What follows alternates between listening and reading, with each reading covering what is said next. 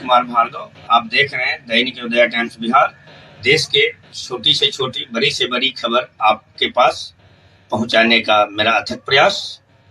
आपकी समस्या हमारी आवाज, बने रहें दैनिक अयोध्या टाइम्स बिहार के साथ। नमस्कार, आज मैं एक बहुत ज़रूरी मुद्दे पे आपसे बात करना चाहता हूँ। ये हर देशवासी के लिए ज़रूरी है, मगर पिछड़ा वर्ग, दलित, आदिवासी महिलाओं के लिए ये सबसे ज़रूरी मुद्दा है। ये आपके भागीदारी के बारे में है। 2023 में पूरे देश ने, सब पार्टियों ने महिला आरक्षण बिल को पूरा समर्थन दिया था। कांग्रेस पार्टी सबसे आगे थी। सालों के लिए हम महिला बिल पास करना चाह रहे थे। अंत में 2023 में हुआ। भारतीय राष्ट्रीय कांग्रेस की तरफ मैं नारी शक्ति बंधन अधिनियम 2023 के समर्थन में खड़ी हुई। भारतीय राष्ट्रीय कांग्रेस की मांग कि यह बिल फौरन अमल में लाया जाए। 2018 में मैंने प्रधानमंत्री को यह चिट्ठी लिखी। इसमें साफ लिखा है कि महिला आरक्षण को जल्दी से जल्दी इंप्लीमेंट किया जाए। यहां मैंने कहा है कि 2019 में महिला आरक्षण इंप्लीमेंट हो जाना चाहिए। उसके बाद 2023 में मैंने भाषण दिया, पार्लियामेंट हाउस में भाषण दिया, अनेक भाषण दिए, जिसमें मैंने कहा कि महिला आरक्षण देश के लिए जरूरी है और जल्दी से जल्दी इंप्लीमेंट हो जाना चाहिए।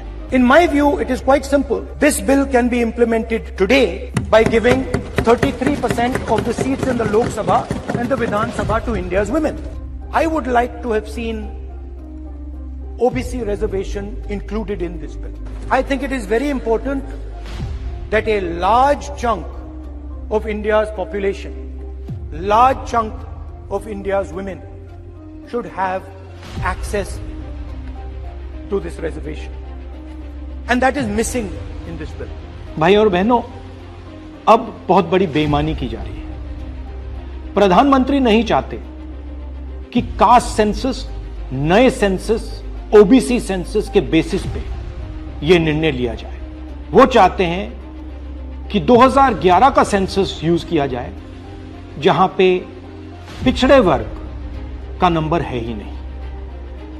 वो आपकी जो भागीदारी है उसको आपसे छीनना चाहते हैं। हमारा कहना है नया सेंसस चालू हो गया है, आप कह रहे हो कि ओबीसी सेंसस आप कर रहे हो, तो उस सेंसस का प्रयोग करके आप महिला बिल क्यों नहीं पास कर रहे हो? हमारा जो विजन है एक बिल्कुल नया डेवलपमेंट का, विकास का पैराडाइम हम कास्ट सेंसस के माध्यम से लाना चाहते हैं। और हम सेंट्रल सवाल पूछ रहे हैं कि चाहे ओबीसीज हों, दलित्स हों, आदिवासी हों, उनकी देश में कितनी भागीदारी है। नरेंद्र मोदी, आरएसएस और बीजेपी घबरा गए हैं क्योंकि कास्ट सेंसस का डेटा आना शुरू हो गया है और उनको मालूम पड़ रहा है कि पिछड़ों की देश में सचमुच कितनी आबादी है। वो नहीं चाहते कि आपको अपनी सच्ची आबादी के बेसिस पर भागीदारी मिले। ये सिर्फ पिछड़े वर्ग के खिलाफ नहीं है,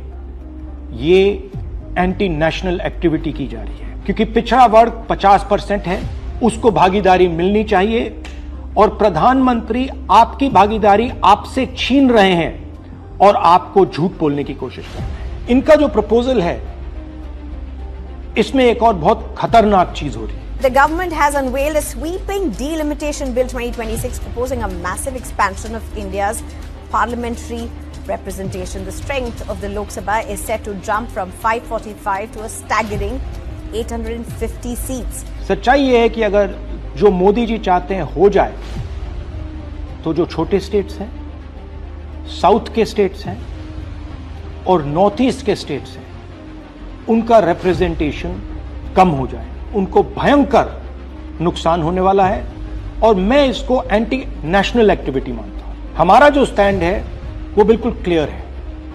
अगर आपको करना है तो ओबीसी सेंसस का जो डेटा है उसके बेसिस पे कीजिए, 2026 के सेंसस के बेसिस पे कीजिए, 2011 के सेंसस के बेसिस पे मत कीजिए, क्योंकि उसमें ओबीसी का, पिछड़े वर्ग का कोई डेटा नहीं है। और अगर आप सचमुच में वुमेन्स बिल इंप्लीमेंट करना चाहते हो तो आपके पास वुमेन्स बिल पड़ा हुआ है उसको आप इंप्लीमेंट कीजिए, हम आपको पूरा समर्थन देंगे। मगर पिछड़े वर्ग, सदर्न स्टेट्स, छोटे स्टेट्स के खिलाफ हम आपको काम नहीं करने देंगे। मोदी जी, मैं समझता हूं कि आप देश को मैसेज देना चाहते हो कि आप प्रो विमेन हो। मैं जानता हूं कि आप एप्स्टीन फाइल से घबराए हुए हो।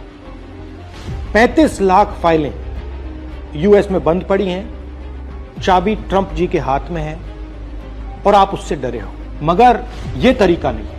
आप चाहते हो कि आपके मुताबिक सीटें बढ़ें, आपके मुताबिक डिलिमिटेशन हो और पिछड़े वर्ग को कुछ ना मिले। हम ये नहीं होने देंगे। पुराना डेटा नहीं चलेगा। 2026 कास्ट सेंसस का डेटा ही चलेगा। हम आपको पिछड़े वर्ग से चोरी नहीं करने देंगे। हिस्सा चोरी बंद करो। पिछड़ा वर्ग, दलित, आदिवासियों को उनका हक दो।